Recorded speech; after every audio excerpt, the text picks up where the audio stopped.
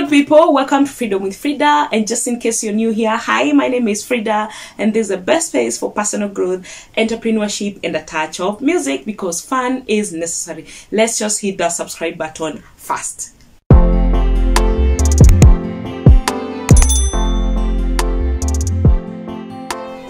Now it's raining. I'm sure you'll be hearing a lot of rain, so yeah, we're still gonna shoot with that because some of us don't have a mic.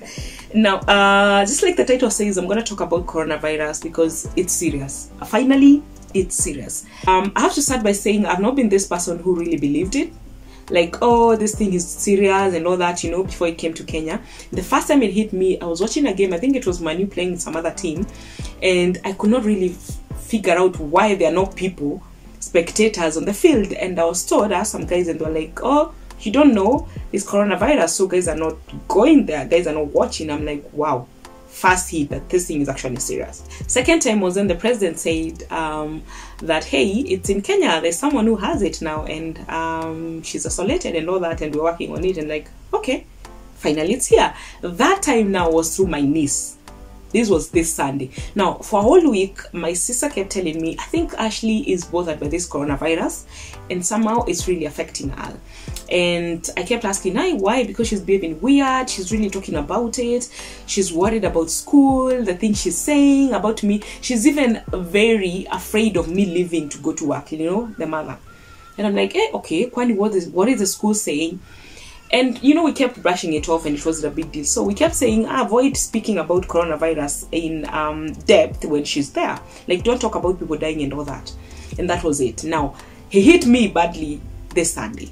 So we are Catholics, and my sister took, the daughter, now my niece, her name is Ashley. By the way, she's the most adorable, amazing, beautiful, smart, funny, crazy girl I have ever met. She's 7 years old. She's in class 1, and sometimes I keep asking my sister, are you sure this is your daughter? Because she has some very funny characteristics, and she's crazy, and we're like, who has all this? But she's the best company to be around. So they went to church, Catholic, and at the entrance they were given sanitizers, so wash your hands. They got in. So as Catholic, if you're a Catholic, this, at some point we kneel down and pray, So they were kneeling down to pray before Holy Communion. And when you kneel as a mother, as a daughter, you copy. So she also knelt down and they were praying. So for a very long time, Ashley prays. Like, before she goes to bed, she prays, and she prays for the whole country. Guys, some of us are living because of prayers of these kids. Like, she prays for everybody in family, like by name, Auntie Frida, Auntie Charity, Uncle Deno, Nyanya. Like, she literally just mentions everybody.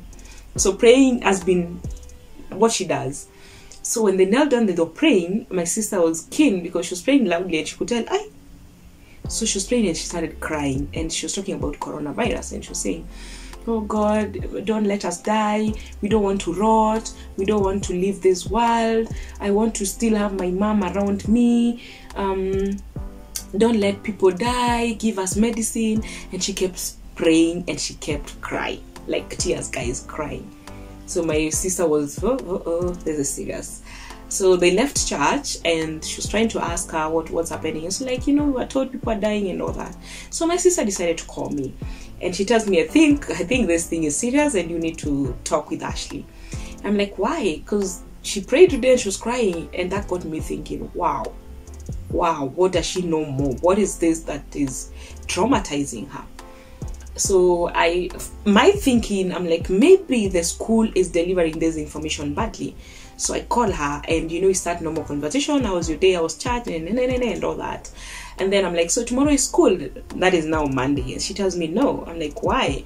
Because we are not going to school. We were told that we don't go to school because of coronavirus. So I asked her, what is coronavirus? Because I wanted her to understand that I don't know anything, so she can, open up and tell me everything. So she told me we were told that we need to wash our hands, we should not touch our faces, we should not, go touching each other's hands, we should not say hi, and all that. And I'm like, anything else you guys were told? No, that's all we were told. And then we were told there's no school. So in my thinking, I'm like, okay, then it means the school is delivering this information the best way, which is kudos, good job. then there's something else she knows. There has to be someone else who is talking with her. So I decided to, dig deeper, and I'm like, so who told you people are dying? Then she tells me, so she calls all the friends. She has like 3 friends around where they live who are older than her. So, they will tell her more because they think they know more. They're older than her. She's just a baby. So they told her, people are dying. People have died. And others are in hospital. Others are, you're not supposed to touch hands. When you touch hands, you die. And when you die, you rot. You're buried and you rot. And people are not even going to work. So, your mom is at work. So when they were talking about this story, now my sister was at work. And so they kept saying, your mom is working, so she might not even come home. Can you imagine a 7-year-old baby hearing all this? So that thing got me thinking, just how much information are we giving our kids? As mothers, as sisters, as brothers, as friends, and even as just a neighbor. As you talk with your friend, talk with your neighbor about this coronavirus thing, how are you addressing it in front of the kids? Because the way they take information is totally different from how we take information. We might say things thinking it's just a kawaida thing, but for them it's deep. Like it's so deep that they don't even know what to do with it. So I had to talk with her and calm her down and let her know that people are not dying. Just know that you need to wash your hands, yes, and all the things that are necessary. But you don't need to give them their necessary information like people are dying. They don't need to know that. They don't need to know that people get sick when, you get affected. Don't tell them that people die and, they rot and all that. So this got me thinking, and it's serious, guys. We need to be very careful how we address this issue in front of our kids, and even just how we talk about it unconsciously when kids are around us. Because you could be talking with your sister or a friend like, oh, hey, already 4,000 people are dead. Oh, Suji who is sick. Oh, they're isolated. They are hearing that information and they are taking it in and processing it. And for them, it's a serious thing. It's so serious that they're thinking now the world is over. We're all dying, and they might be left alone because their parents are dying because, parents are working. So we need to be very careful how we address this issue. The things you say in front of kids, how you say it, and what information we're giving them. And I have to say that it's very necessary that we speak with them. We need to let them know what is happening, because of course they will ask, why am I not in school? Tell them why they're not in school, but don't get into the depth of people are dying. Don't tell them, oh, hospital, we don't even have hospitals in Kenya. Don't tell them people who are going to work will get infected. Just don't.